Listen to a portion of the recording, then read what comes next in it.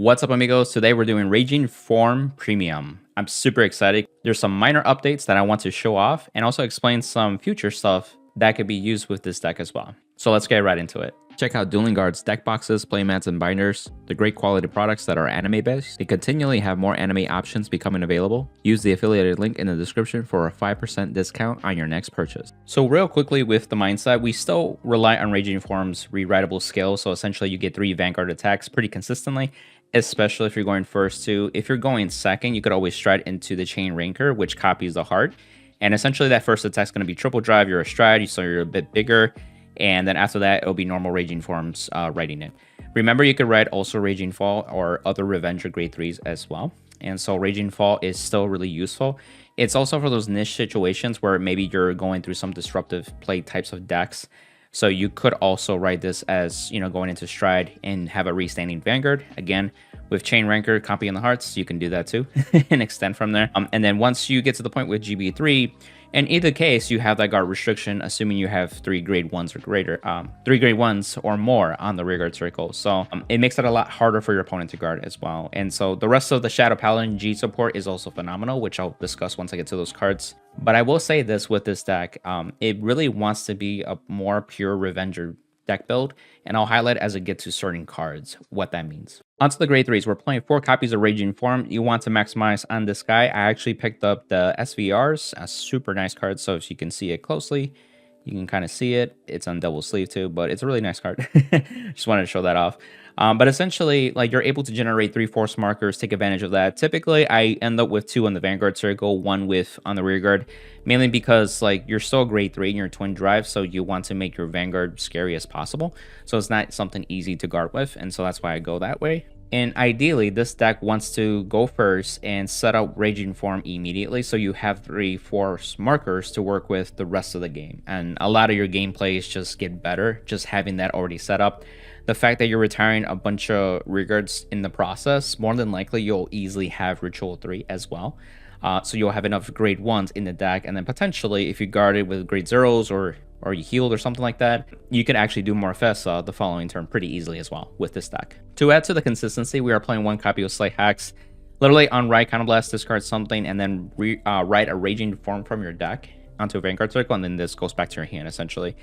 And what's really cool too is that if you don't have any Raging Forms, but you do have a Slay Hacks, you can use the skill like twice that turn to essentially get the right Raging Form for you, and then this could be the last right target as well too. It's a Revenger grade 3 that works too, worst case scenario. But it's also really nice just during the battle phase, just being able to like actually find the copies of Raging Form just by writing the grade 3 like this way versus like the grade 1 Mar, for example. Then we're playing 3 copies of Raging Fall. So this is the reverse unit, and this is a restander in its own, and it's a little bit different because you lock cards as well. And what's really cool though, because you are locking cards at the end of the turn, they unlock, and so your rear guards technically stay. You're just not able to use all of them.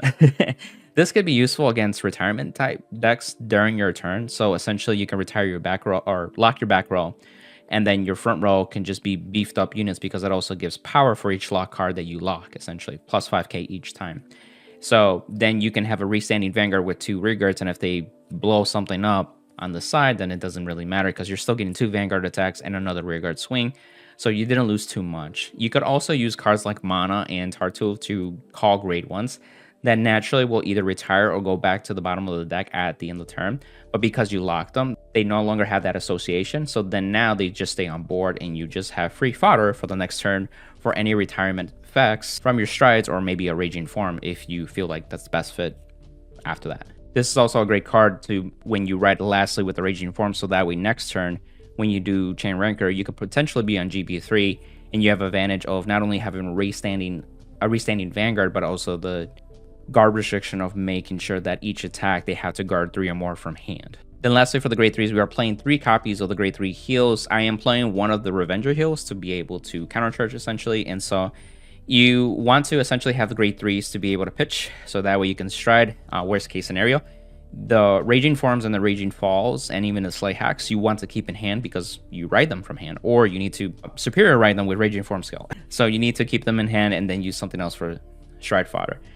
More than likely too, you won't get too much damage if a smart player, they will make sure that you don't get to 4 damage. If you get to 4 damage with Raging Form, you can call grade 2 and then have shenanigans at that point. Sets you up really easily, and also makes sure that you have 3 Vanguard attacks, but potentially a 4th as well. So that's not good for your opponent at that point too.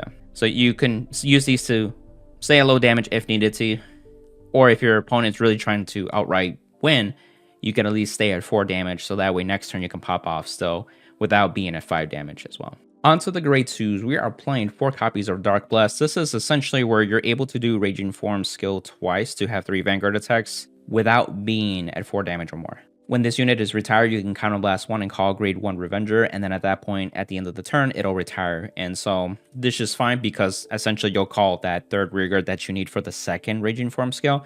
So that way, it's just fodder for retirement for that skill. This card is really necessary too, especially if you want to maximize that turn. It's really best to do Raging Form twice so you get the maximum benefit of force markers and also the drive checks. It's really scary if you think about it. You're going first, you're going to see 6 drive checks too, and you're deck thinning because you call grade 1s from the deck as well. This could also be used in the strike turn, so with like Morfesso or Phantom Blaster Diablo. You got also the Premium Collection Strike Crow. I like to call him Crow. So you just need retired fodder, and sometimes they retire during the battle phase, or they just need more bodies to work with that turn to make it efficient. So this can be an option to pay a counterblast, get another rearguard.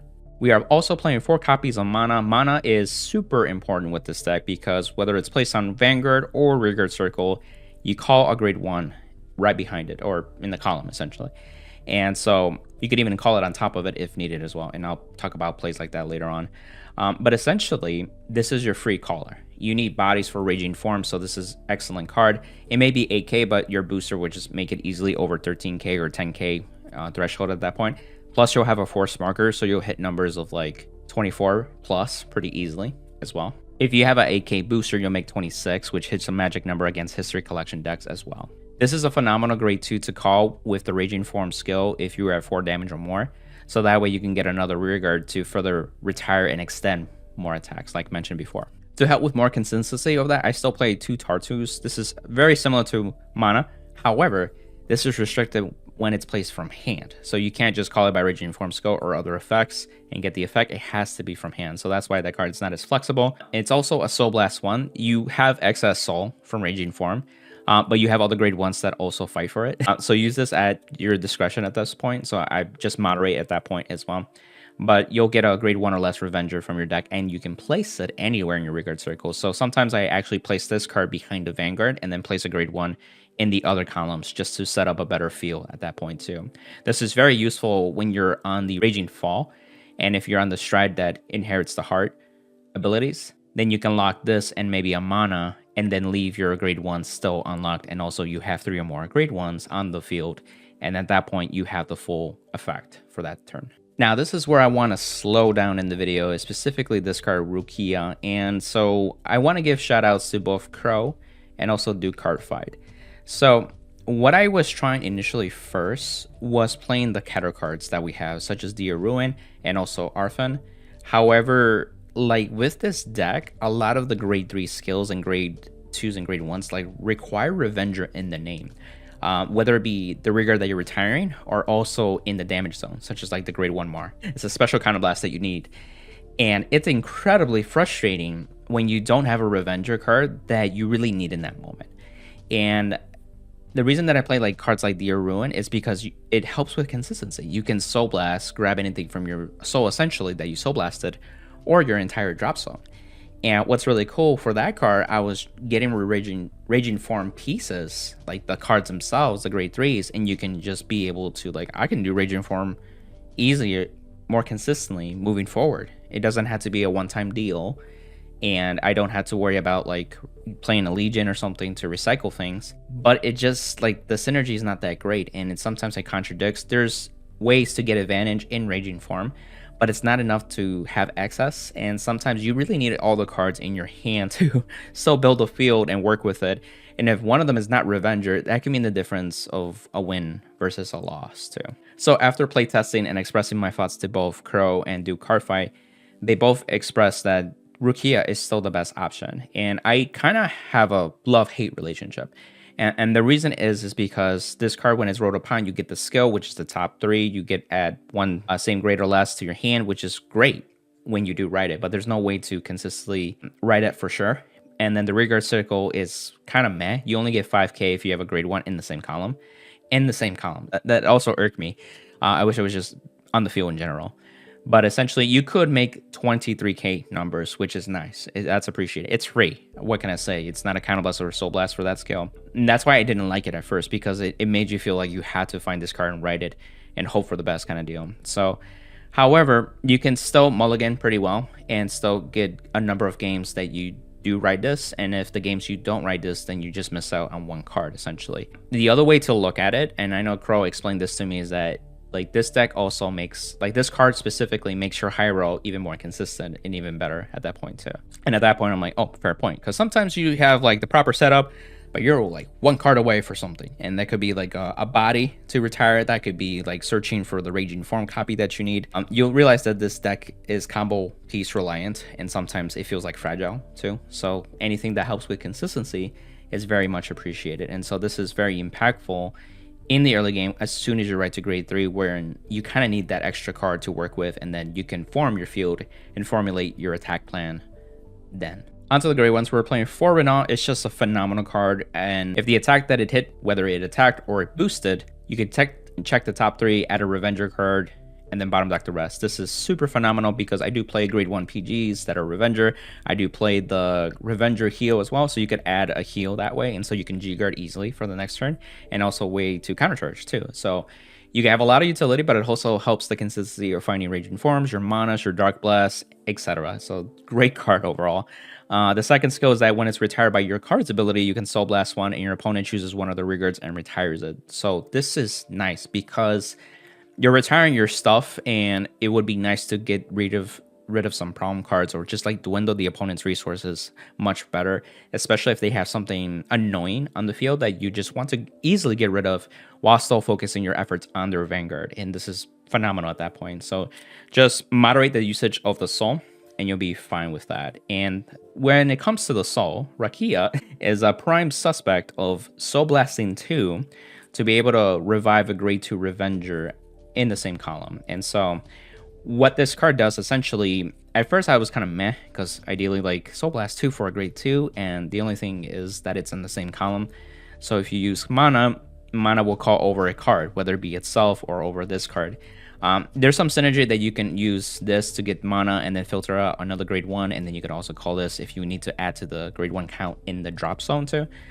There's aspects of that, but you're netting 0, essentially. It doesn't do really anything at that point. However, you can revive cards like Dark Blast. There are times where you ride Dark Blast and it sucks, and you need that for the following next turn, where you need to retire it and then use its skill to get another rearguard to do Raging Form a second time. So then that's where this card can help fetch it out of the Soul that you rode with, or later on if somehow it ended up in the drop zone too as well. So Rakia is really good. The other reason that we're playing 4 is because you want this as your ideal grade 1 target. This is essentially when your grade 3 Revenger writes a grade 2 Revenger, you can search your deck for any grade 1 and call it as Russ. And this is really nice because you can call anything that you need. It could be Reno, just to like retire and have it something retire on the opponent's side. You can call this as Dummy Fodder as well. However, the other card that really synergizes as well is Mar. And Mar is where essentially when it's placed, you can Counter Blast a Revenger to search a copy of your Vanguard, assuming that it's a grade 3 or greater. So you can search copies of Raging Form. And I play 2 of them. The weak shield sucks. It's 6k base too. So if you ride this as well, it sucks. You want to do some damage as you ride up as well. So you just keep that in mind. And so that's why I only played 2 as well. And then the other Revenger that I'm playing, like I mentioned, is the grade 1 PG. Searchable with Reno in that point. It's also recycled with the G-Guard that we have now available to us, which is really nice actually. So you can recycle PGs in that format. And with that, also, we're playing Sanctitude because you need to deal with History Collection decks, save as much hand as you got. You got to also deal with the Shiranui matchup. You got to also deal with guard restriction types of plays like the Mirror Match too. This gets around that guard restriction from hand to Guardian Circle kind of deal, because Blitz orders go to the order area. And then real quickly, with the grade 0s, we are playing Pablo. This is the best Doggo. You can play any starter really, to be honest, but as long as it's a V starter. The 1 heal Revenger, as I mentioned, you can also counter charge or soul charge, either one or the other. They did get errata, so they're 15k shield now and also 10k power, which is nice. So all of your triggers are hitting for really good numbers now. we're playing a bunch of crits. So we're playing 12 crit. We're playing 4 of the Strike Fighter crit. And you want to keep your grade 3 Revengers in hand. Your heals ideally to G-Guard as well. So that's why they're there. Also, keep in mind that these are non-Revengers. So the crits are the triggers in general are not Revengers for the most part. And so you may have to be wary of that as well. 30k Sentinels because we can have the room for it. So why not have 30k Sentinels? And I'm also playing 3 Kafars. So this is History Collection Errata for Clerics crits. Essentially, when this is damage check, you draw a card. But it's also a crit. So this helps with making sure your Vanguards are still scary. And then you get some pieces, potentially, if you get damage, obviously. And then we're playing 2 copies of the Revenger crit, just because of the name at that point, because this can come up. Also, if you run out of grade 1s in your deck and you haven't recycled them yet, your mana and your other cards can search technically for grade 1s or less. So you can search for your grade 0 Revengers, which be your heal, or your crits at that point. It's kind of like a worst case scenario if you just need a body that badly. And the last card, I am playing the OT. So, again, 12 crit. This is basically the 12 crit. Because the Keter Sanctuary OT would deck you out, essentially. The timing is awkward too, especially if you're retiring your rearguards, and essentially your last couple attacks will be like the Vanguard, essentially. So that will be a really bad timing, essentially.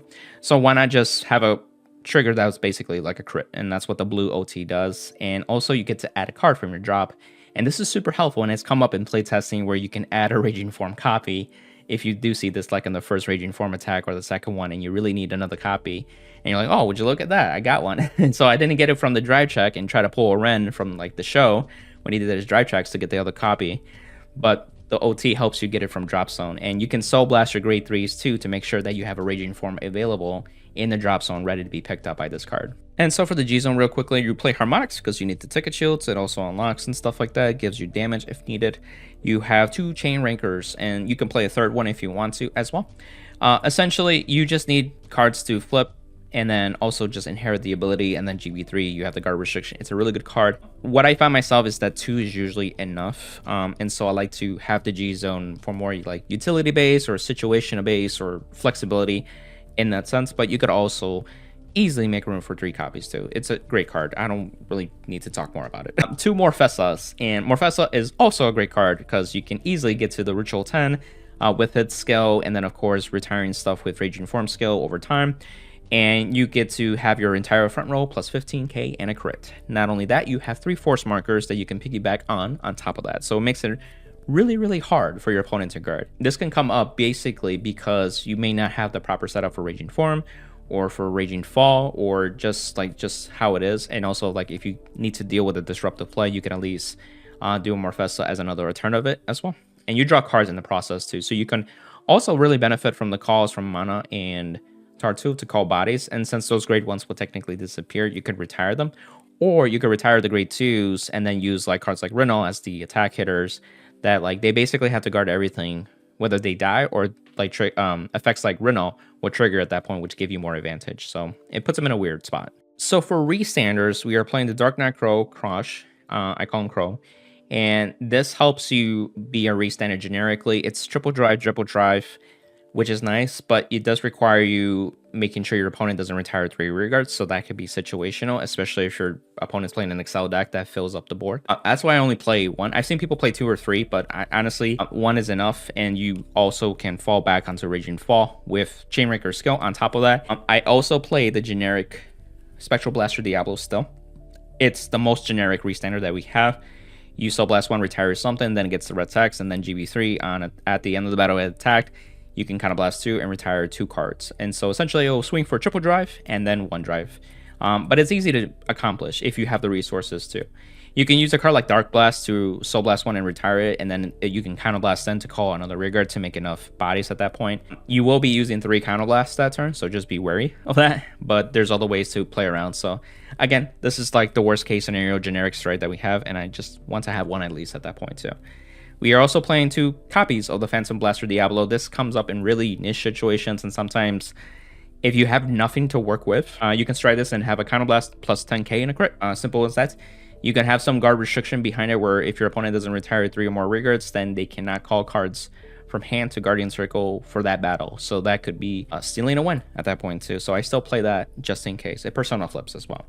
Another Persona flipper is Dragobus Luard, which is nice because it's Soul Blast to use its skill. You can be damage denied if you ended up using all your counterblast essentially. So this is a good mid-game stride that you can fall back to still. You Soul Blast 1 and call 2 grade 1s essentially. And we don't play any ritual cards, so you don't get the ritual part of the skill. But you call 2 bodies, and then it's GB3 Ritual X. So for every 4 cards, your front row gets 10k. So if you have 4 plus 10, 8 plus 20, 12 plus 30 at that point. So 9 times out of 10 plus 10 or 20 at that point. The other card that I'm playing is Dragstrider Luard. This is also a free card, Ritual 7. Essentially, you get a drive and a crit. There's a guard restriction. Your opponent cannot call grade 1 or graded cards. This is in specific matchups that have grade 1 PGs. So this could be a good card, and it's also not Counterblast. It's not Soul Blast. You discard 2, which is pretty easy, and you have potentially just one-shot them at that point too. This is a card that you could easily replace for the 3rd Chainrancor if you want to as well. Lastly, with the G-Guards, we have 2 copies of the Griever Dragon. This is the phenomenal G-Guard that Shadow Paladin got as a whole a while back. And essentially, you can choose up to 5 of your grade 1s from your drop and then bottom deck them in any order. And this unit will get plus 5k shield for every 1 return. And if you return 5, you can optionally counterblast and choose one of your units, and that unit cannot be hit until the end of that battle. So it's a perfect guard in that sense too. So you recycle your stuff and you can PG with a counterblast, which is really cool. And I play 2 because 9 times out of 10, the first one is to recycle some stuff, and then the second one could be like, oh, I really need a PG right now, while recycling some stuff as well too. And then we also play 1 Plot Maker. It's your free G-Guard, Ritual 3 plus 10k shield, pretty easy to accomplish. And 1 Dark Veil Dragon Soul Blast 1, and this gets 5k for every 2 grade 1s that you have in the drop zone. So this could be a bigger shield. This also, if you're for whatever reason not using enough soul, you can Soul Blast some cards that you want in the drop zone at that point. It could be the grade 1 that you still rode with. It could be copies of Raging Form, things like that. Showing off a Raging Form turn, assuming you went 2nd and have a stride turn, you use the Counterblast to use Mars skill to get a copy of Raging Form. Your first attack can be this with Dark Blast and Renault. 417. This will also be on hit, so if they take it, you could search for the top 3. Then your Vanguard can attack. Triple drive. Triggers on here. Skill to retire. This will go back face up. Ride. Generate a force marker. Put it here. Your Renault and your Dark Blast can trigger. Soul Blast 1 to retire something on your opponent's side. They choose. Then use Dark Blast to Counterblast 1. Call grade 1 booster. Attack with this column. This is 26. History collection numbers. Also on hit, potentially. Attack boosted. 31. Twin drive. Apply it on the Vanguard. Skill. Retire these. Raging Fall or Raging Form. Either way. You can put the force marker on the Vanguard. You can use the effects to Soul Blast to retire more cards. And then attack with 33. Twin drive. Your following turn, you can 2nd stride. Then you have Chainrancor to copy the heart. Use Mana and Tartu to call these units, and then lock the 2 grade 2s. If you need to call another grade 1, then do so. So now you have 3 grade 1s at least. So GB3 is active. So everything is plus 10. You can attack this way to have pressure on attack hit, and also like decked in potentially. Your Vanguard can attack, do triple drive. Triggers on the Vanguard or Rearguard depending on your situation. Scale, Counterblast 1. We have 2 or more lock cards, so it's only 1 Counterblast. Restand. Attack again. Triple drive. Triggers to the Rearguard. And then attack. Remember, all attacks require 3 or more cards from hand to Guardian Circle, so this was 4 attacks as well. If you're going 2nd against a disrupted deck and you're not sure if you can get through with Raging Form skills, you can ride Raging Fall and go Force 2. Go into Chainrancor, get the skills. Use Mana and Tartu to get grade 1s that you need. Then use that, lock the cards in the back row. Plus 15 to the front row. Then if you want, your Vanguard can attack. And your opponent can retire one of your Rearguards or disrupt it, but it doesn't really matter because you'll have triple drive still. Since you have 3, this will actually be free. Discard 3 cards, of course. And then attack again with crit 2. Triple drive again. Heal, crit, and another card. And then these will attack at a minimum of plus 15k. So this will be 25 and this will be 23. And at the end of the turn, these unlock and any association is lost, so these actually stay. And that's the deck profile, amigos. I hope you enjoyed it. And so my thoughts on some suggestions too as well. You may have seen that the deck as a whole hasn't really changed much. There's little changes really. But I really tried the Keter stuff, as I mentioned. It's just that the deck struggles without Revenger stuff. I am considering the V promo once we get it, the Shadow Paladin one, where you can, you know, discard to check top 5, and then of course it's an attack boosted skill. For me, I think that there's some value in that, but I would have to play test it. In theory, it sounds pretty good. It's a card that you could just immediately discard. It can help get the Rukia and the Rakias that you need for your grade 1 ride or your grade 2 ride really consistently. It also gets you potentially Dark Blast that you need, or copies of Mana or Tartu to call more bodies. Just a great card to help consistency wise at that point, which this deck would appreciate still. So maybe 1 or 2 copies could be something that I'll explore as well. I don't know what to necessarily take out, but I might take at least 1 Tartu out, maybe a second one, but we'll see. That's my thoughts. And then also the on attack boosted skill, it can be useful on a Morfessa turn. If you play Morfessa right now as is with this deck, it's only 3 attacks, and so Morfessa isn't as strong as it is in Luard, but just having a generic card that helps extend another attack during the battle phase, that will get you a 4th attack at least with a Morfessa turn in Raging form. Your other generic strides can also retire generic stuff, so you can take advantage of that too, such as like Phantom Blast or Diablo, or the generic strike that we had in Crow as well. So there's some flexibility. Oh, that's a good point. The other thing that you might be asking, what about the Raging Rat Dragon? That thing is super cost heavy. That thing is power crept. I don't know how to explain it, but you need to be like 4 more damage. You need to counter blast. You need to soul blast. You need to discard 2 Abyss Dragons. You need to do all this kind of stuff. And it rewrites another copy of itself that also has the same restrictions. And it's just like, man, this is so hard. You could just ride Raging form and then use Chainrancor and call it a day. If you need a restander or just a second Vanguard attack, you have other options too. That card is just super overcosted, to be honest, and I really tried, and you can like try for it, but it demands a lot of resources overall, especially if you start using cards like Dark Blast and stuff that use a counter blast.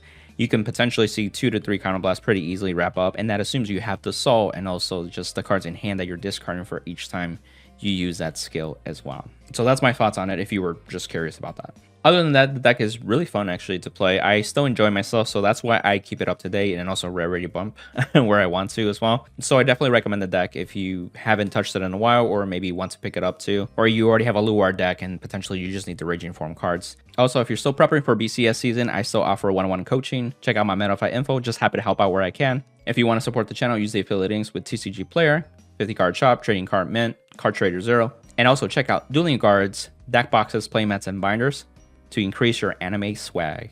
On to the next one, amigos.